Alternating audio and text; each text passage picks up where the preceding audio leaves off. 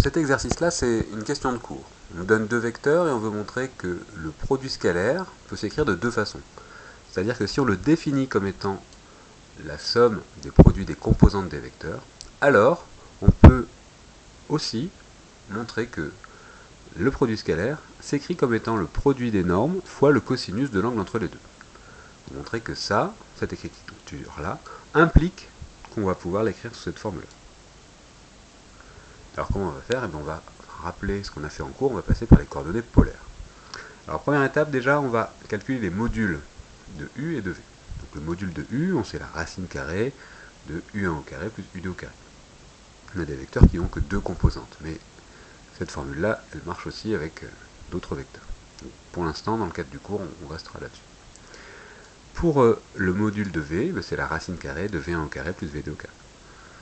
Alors maintenant, on sait que des vecteurs qu'on représente dans le plan, on peut les donner par leurs coordonnées, U1, U2, mais aussi on peut donner la longueur, ρu, qui est la distance entre le point et l'origine, et le cosinus de l'angle formé entre le vecteur, U, et l'axe des abscisses. Donc ça, on l'a vu dans le cours. On peut réécrire U1 comme étant ρu cosinus θu, U2 ρu sinus θu, pareil pour V1, ρv cosinus θv, et pareil pour V2, ρv sinus θv. Une fois qu'on a fait ça, qu'on a bien compris comment passer des coordonnées cartésiennes, des coordonnées U1, U2, aux coordonnées avec ρ et θ, eh bien on n'a plus qu'à faire le produit scalaire comme il est défini ici. Donc on va faire U1, V1, plus U2, V2. Donc U1, V1, ça donne ce produit-là, U2, V2, ça donne ce produit-là. Donc là on remarque qu'on peut factoriser par le produit des normes, ρu, ρv, qu'on met devant. Il nous reste cos θu, cos θv, plus sinus θu, sinus θv. Et là on reconnaît la formule de cos A moins B. Cos A moins B, c'est cos A, cos B, plus sin A, sin B.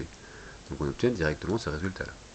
Et faire la différence θu moins θv, ou cosinus θv moins θu, ça donne la même chose. Vous vous rappelez que cosinus c'est une fonction paire, cosinus moins x et cosinus x c'est pareil. Donc faire la différence entre θu et θv ou θv moins θu nous donne finalement l'angle entre ces deux vecteurs. Donc, vous pouvez faire un petit dessin, vous verrez que la différence entre θu et θv nous donne la valeur de l'angle entre le vecteur u et le vecteur v. Donc on conclut que le produit scalaire il serait écrit comme étant la norme du premier fois la norme du second fois le cosinus de l'angle formé par les deux vecteurs.